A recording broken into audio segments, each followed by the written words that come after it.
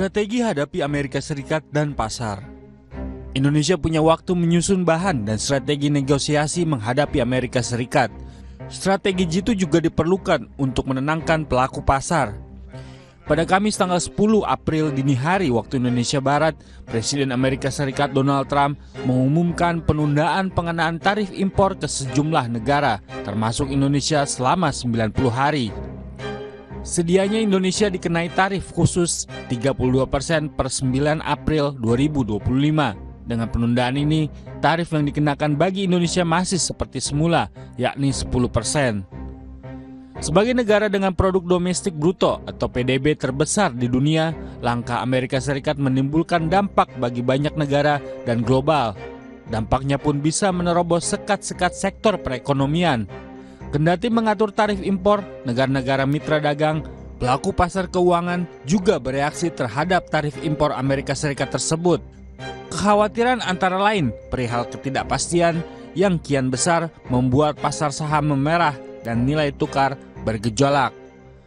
Pelaku di pasar keuangan melihat prospek serta menilai kondisi terkini dan yang akan dihadapi.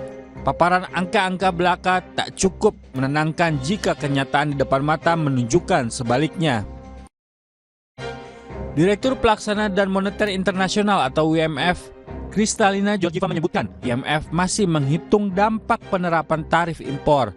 Meski demikian, ia memastikan langkah Amerika Serikat tersebut merupakan risiko signifikan terhadap prospek perekonomian global di tengah kondisi yang sedang lesu.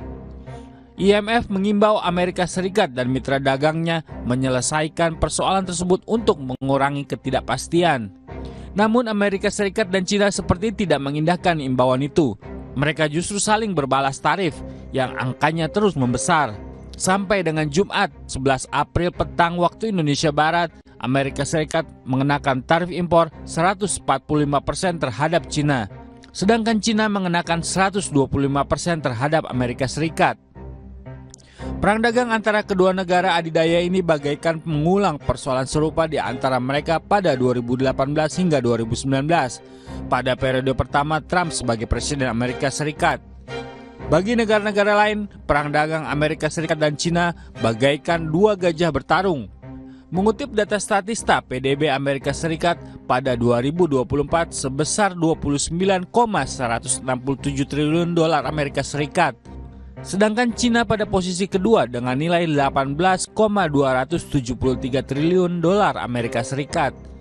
Sementara itu, dari sisi ekspor, China merupakan negara pengekspor terbesar, yakni senilai 3,38 triliun dolar Amerika Serikat pada 2023 dan Amerika Serikat di posisi kedua dengan nilai 2,019 triliun dolar Amerika Serikat.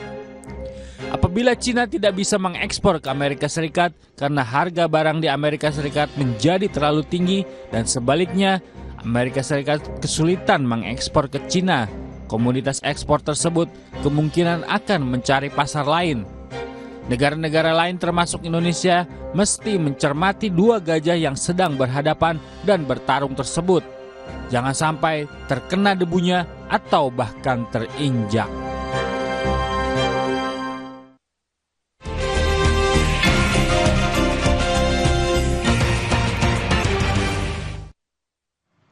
Saudara, kami ajak Anda melihat informasi apa saja di harian Kompas hari ini, Sabtu 12 April 2025. Kita lihat dengan judul besar harian Kompas, Perang Dagang Kian Sengit, Negara Mitra Tertekan. Mitra dagang Amerika Serikat dan Tiongkok berada dalam posisi sulit di tengah memanasnya perang dagang antar kedua negara dengan perekonomian terbesar. Presiden Amerika Serikat Donald Trump menangguhkan penerapan tarif impor untuk 90 hari ke depan kecuali terhadap Tiongkok, dan Tiongkok tetap membalas tarif Trump dan berjanji membuka pasar seluas-luasnya. Ada juga informasi lainnya, ini deregulasi jadi momentum bersihkan praktik impor. Kita tahu sama-sama saudara, deregulasi impor di dalam negeri secara terukur diharapkan tidak hanya menjadi respon Indonesia atas tarif resiprokal Amerika Serikat. Deregulasi ini juga bisa menjadi momentum membersihkan praktik-praktik kecurangan impor. Kita lihat lagi ada sorotan lainnya, ini terkait dengan gempa di Bogor. Warga mendengar dentuman keras.